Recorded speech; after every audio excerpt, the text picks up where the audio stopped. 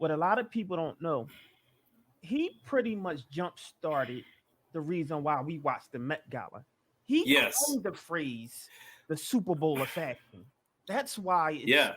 big as it is. I mean, let's you have to All give him right, 3 minutes. I'm gonna jump into there this. you go. People don't know the history of Leon Right, Talley.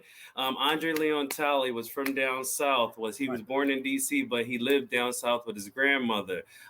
He had got an opportunity when he moved to New York City to meet Diana Vreeland, who was the fashion director for the Vogue magazine, but she also did the Met Gala many, many moons ago. I'm excited today because I get to talk a little bit of fashion with somebody that I have a tremendous amount of respect for. My man's man, really good. Matter of fact, we'll go right into that. This gentleman with whom I have a tremendous amount of respect for, man, Mr. Roman Anthony. When you talk about somebody who just a really good guy, but also fashionable. This is it, and that's what I like about people who are really in the industry, doing it for real. My brother, my friend, Mr. Roman Anthony Barksdale, he has been. Let me tell you, I used to be. Hello. What's up, my brother? How are you?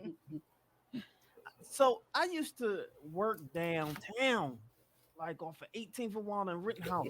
I used to see this brother all the time, man. I think it was Theory. He'll tell us where he was, but I mean, he really was. He was in his bag. My brother, how are you?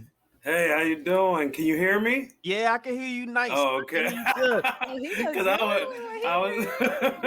Uh-huh. was I Tell got us dressed for about this. y'all. Let's get into this whole outfit. That's what Yeah, let's I'm talk. saying. Yeah, let's talk a Uh, little bit about the outfit, my brother.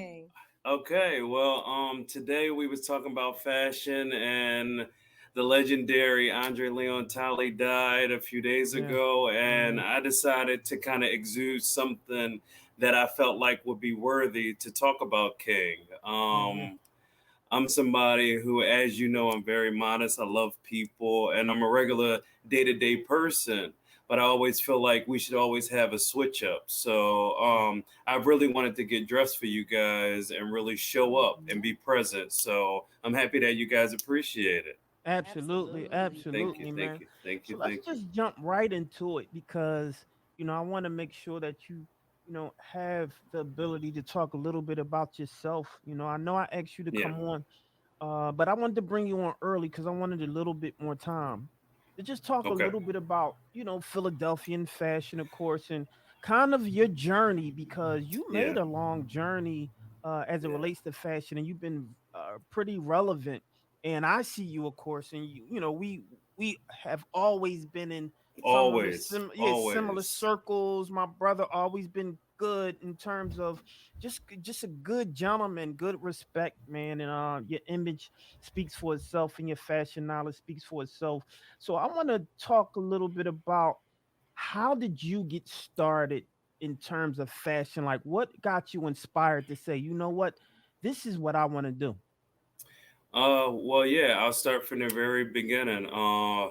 I was born and raised in Germantown. And this is like 1984. So like, I'm telling my age, but my mother died when I was 9 years old in like 93. And I was just trying to find myself. I think that a lot of times, like growing up in Philly, you can get in many different veins. I mean, I'm from Right. North Philadelphia. You can easily fall into like a lot of the traps.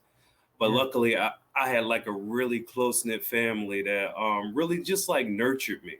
Like it was like I feel like I had like this community of people kind of pushing me to stay on the right track. So I think I really didn't get into fashion, believe it or not, till I was about 15, 16. Mm. Um, I was dealing with like depressions and stuff when I was about 14 and 13, and that stuff that I never even talk about. But I was going through like a very dark period after my mother did die, and even so much that I even had went to Belmont Treatment Center. So it was something that was very deep and dark at that moment. And when I was home with my family and came out of that, I was just trying to search for space, to take up space in a way that would be productive to me and also kind of give myself to the world also.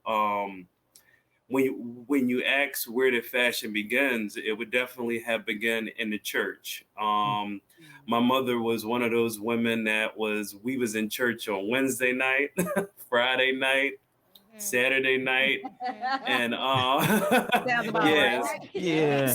sounds about right in Philly. And when she died, like something that she instilled in me was really service. Like I feel like we're here for service, like no matter how big or how small. So um I started just searching. So I'm on television, I'm looking at things, and then I run across this black man that's on a fashion show. I think it was like Behind the Velvet Rope. It used to be this Yeah. fashion show that came on Style like really late. And I remember. Right. you remember. Yeah, I remember. Yeah. And yes, and then it was the first time ever that I saw somebody that looked like me, and I was like, what does he do? Because I was like, everybody I know, working around the way or doing something else, or like I'm about 6 feet tall, 250. Well, not 250. About 220. About 220. I didn't lost weight. So and then when I saw what he was doing, I was like, I wonder if I can be a part of that world. I mean, I love art. I love drawing. I would draw, like my father was one of the men that would sit outside of the free library in Germantown, and he would draw people. So I'm that little boy sitting next to him as you ask him to draw you. And I knew I needed to be in something creative. So when I saw Andre, it sparked something in me. I was like, wow, with all the self-esteem issues, with all the depression, if I can build up myself visually, maybe I can feel better about myself. And I did feel better about myself. So I started to kind of push that on to other people also, that if you look good, you feel good or whatever. So fast forward, I ended up going to the Art Institute for Fashion Design. I did that back in like about 2003. So I went there, I took a few classes, and then like life happens, like I'm looking for a job. Like I just got out of high school, I'm in the Art Institute, and I come from humble beginnings. So it wasn't no trust fund, it wasn't no anything. It was literally like I'm gonna work during the day or work during the night and do whatever to kind of make this thing work for me. So I started working on Walnut Street. My first job on Walnut Street was Ubik Sneaker Store. Yeah. I walked in and never did any yes, people don't know I was a stock guy, and like the lady looked at me the first day and she said, I don't think you're gonna stay as a stock guy for too much longer. So but one thing about me, I'm gonna show up and I'm gonna do what I gotta do. So I came in and I was the best stock guy they could have. But the one thing about me is I was still dressed elaborately. I think that when I got that job, I didn't have anything. I think I was living in like a room, and I was walking from a room in North Philly on 10th and Susquehanna all the way down to Center City every day. I would get up extra early, go there because I was saving up for my first apartment. And and like people don't know, because I always felt like this story needed to be told, because I'm like, you see all the other stories, but you never see something that feels like where you come from, the reality of what you come from, and like, and just how it really works on a day-to-day basis. So think about it. I didn't have money, saving up for an apartment, and then I get hired at a sneaker store that's really prominent and artsy and flashy. So me having an artistic mind, I would take black tape and I tied them around these black Adidas, and I was like, you know what, these gonna feel exclusive in their own way. And I would like walk around in the store with black tape wrapped around my Adidas sneakers just to make a point. Because it was also something, because we were seeing people from all over the world, because that was when the sneaker craze was just Mhm. kind of transforming because hip hop had already took its turn. Like hip Right. hop had arrived, it had did what it had to do.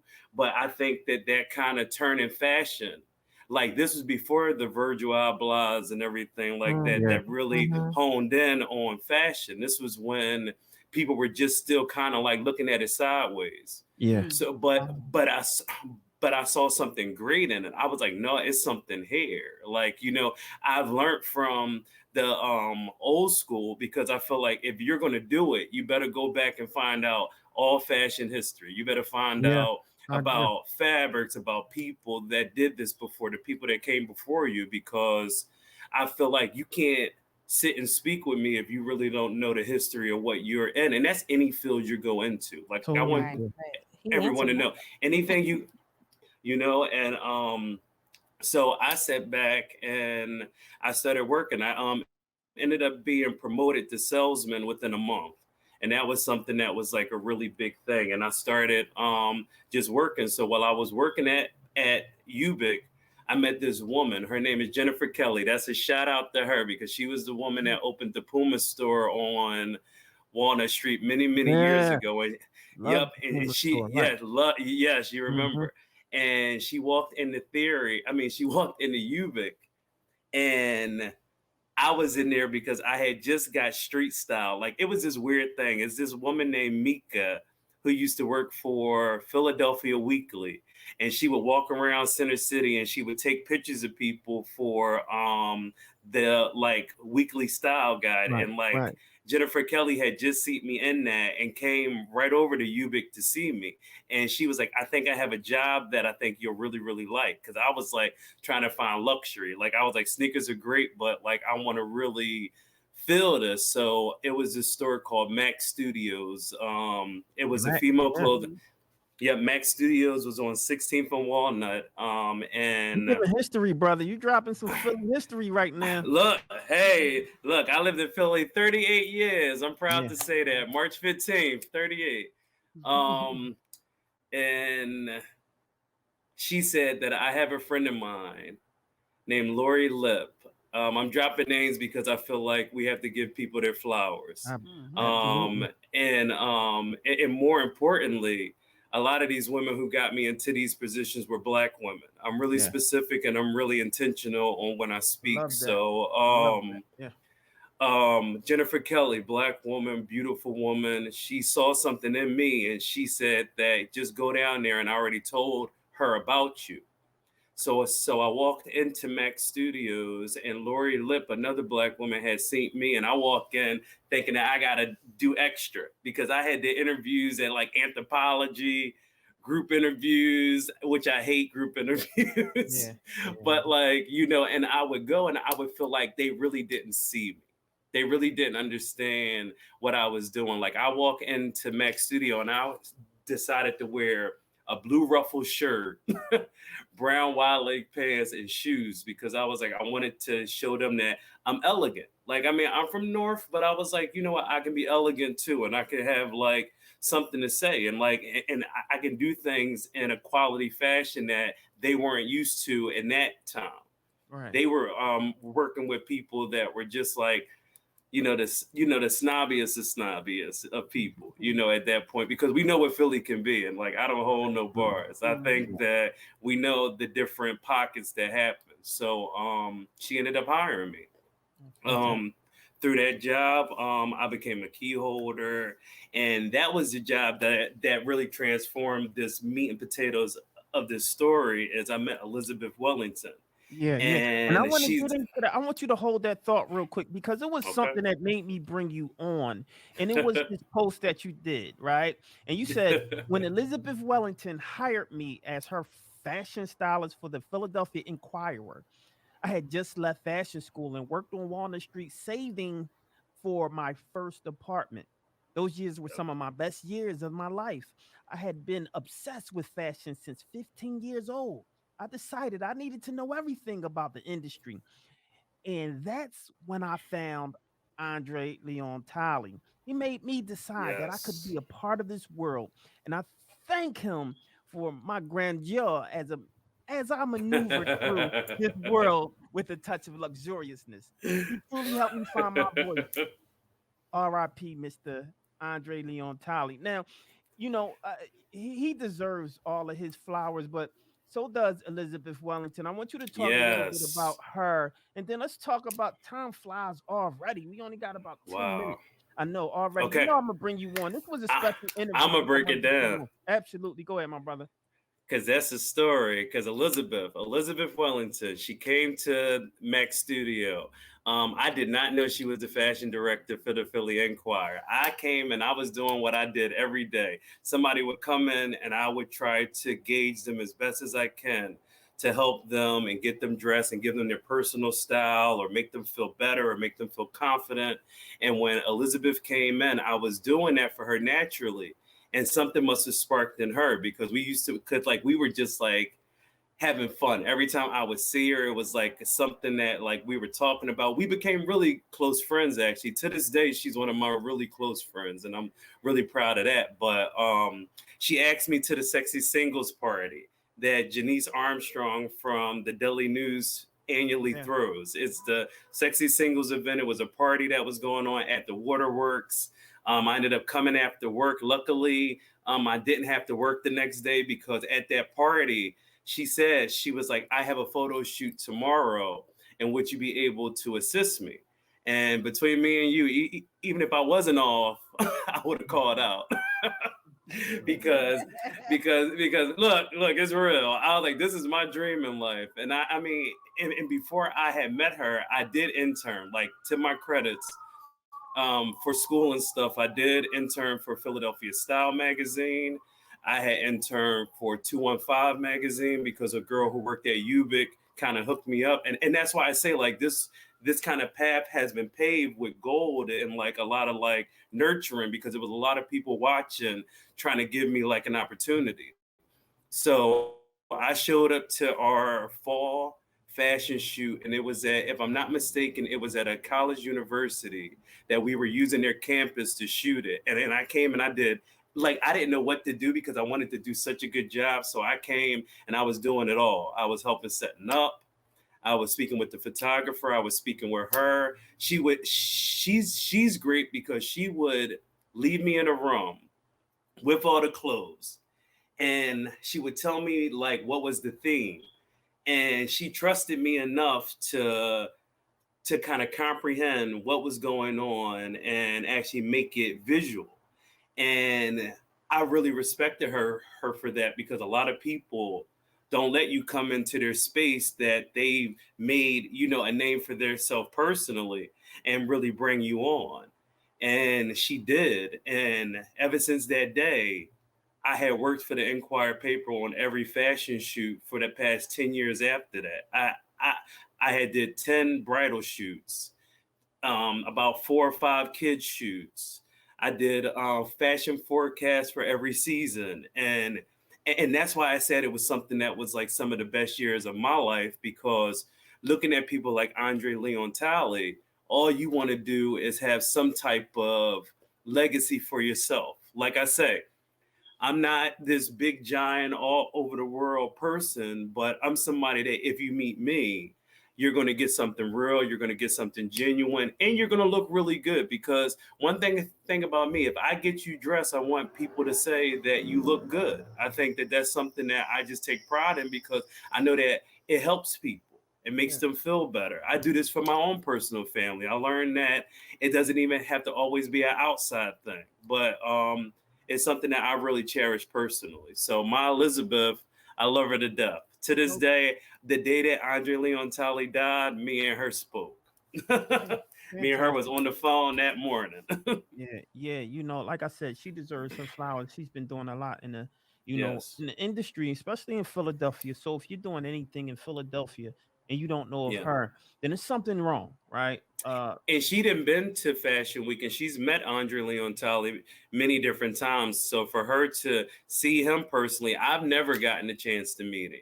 And Neither have that's I. what Right. and that's what made me tear up that morning, because I said I'll never meet my idol in this life. You know, like we'll probably meet each other in a fashionable life on the other side. But like I know that he's watching my path also. Like I didn't kind of made peace because he helped me be me. Like in the beginning, I wanted to be him, but he helped me find me. Like I'm not Andre, I'm Roman Anthony Barksdale, and that's something that makes me like all the more grateful for him. You know. Right. So we have about 3 more minutes, and because we didn't really touch on the icon himself, rest in peace. Yeah. But let's talk a little bit about just him and his legacy, and what do you think? Because what a lot of people don't know, he pretty much jump started the reason why we watched the Met Gala. He coined the phrase the Super Bowl of fashion. That's why it's big as it is. I mean, you have to. All right, 3 minutes. I'm gonna jump into this. People don't know the history of Leon Talley. Andre Leon Talley was from down south. He was born in D.C., but he lived down south with his grandmother. He had got an opportunity when he moved to New York City to meet Diana Vreeland, who was the fashion director for the Vogue magazine, but she also did the Met Gala many, many moons ago. When she first met him, his project was to put some pieces together, and they had gave him tools, and he was able to actually use his wit and charm and like his ability to put that together. When I heard that story, I was like, "There's nothing that Black people can't do." It's something. You give us something, and really it was making a way out of no way because he didn't know, but he learned how to do it. People also don't know that before Vogue, he worked for Interview magazine. He had worked for Andy Warhol. These are things that I'm like, wow, people don't even know the significance of this man. Like he worked for Ebony magazine. That was one of the first people that ever paid him what he was truly worth. Once again, Black people showing up for Black people. And when I think about that, I go, this is why. Fast forward, he was like the quintessence. And plus, to really be honest, I said this to someone the other day. This was this person that was representing American fashion on a broader scale, international. So he didn't even just do stuff for his community. He did a lot for America, period. Like these people, like they saw him and they got it. They was like, wow. Because he was very knowledgeable. One thing about him is he wasn't just a stylist. He was more of a writer. I'm definitely more of a stylist. Well, I can write definitely, but like he was definitely like a good editor. He would know how to put things together. He would know the forecast. He would know how to like foresee things for the future. And that was the stuff that I studied. So he ended up being my finishing school. So that was a little quick crash course in Andre Leon Talley. I love it. I love it. I love it. I love it. My brother. Thanks for coming on. You gotta promise that you'll come back when I'm doing my fashion. I'm definitely am. I'm sitting here. I'm looking like I'm taking a picture of this screen because I never want to forget this. Because I love y'all. I do. I was super excited for this show. Y'all did this. I appreciate you for coming on. I mean, I got a love for you, my brother. We always cross paths. If it's anything about fashion, we'll always cross paths. And, I appreciate your contribution you deserve your flowers also, man. Thank you. Thank you, y'all. Contribution to Philadelphia fashion. And that's what I'm here to do. As long as I'm in Philadelphia and it has anything to do with fashion, I'm there. Hey, look, even if y'all ever want me to come back, I enjoy stuff like this so very much. If you ever want to talk about clothes, talk about red carpets, whatever ideas y'all have for the future, I'm at your beck and call. I love you guys. Thank you. Sound like a plan. Hey, you already know. You're already here. We already one of our contributors when it comes to fashion. So I'll be reaching out to you on these fashion segments, my brother. So I appreciate you. Thanks for tuning in. And how can they get in contact with you and find more about Mr. Roman Anthony? My Instagram is Roman, ROMAN, Warrior, WARRIOR, style, all one word, Roman Warrior style, on Instagram. DM me. I tend to check my DMs. Like I know like people, that's like unheard of, but I'm like, look, it's a new age. Like this is the new world and we're all home. so with that, I get bored like everybody else. So I'm definitely checking the DMs to make sure that things is going on. It goes down in the DM. Down in the DM. There's nothing else left to be said. I'm your boy Charles Gregory, and I got my brother, Mr. Roman Anthony Barksdale. He'll be on every time we talk fashion, our contributor, and we really appreciate you, my brother, and you keep doing what you do. You too, guys. Have a good night. No doubt. So don't go anywhere, y'all. We'll be right back after this, y'all. What's going on, you guys? This is Bridget Kelly, and you are locked into We Talk Weekly.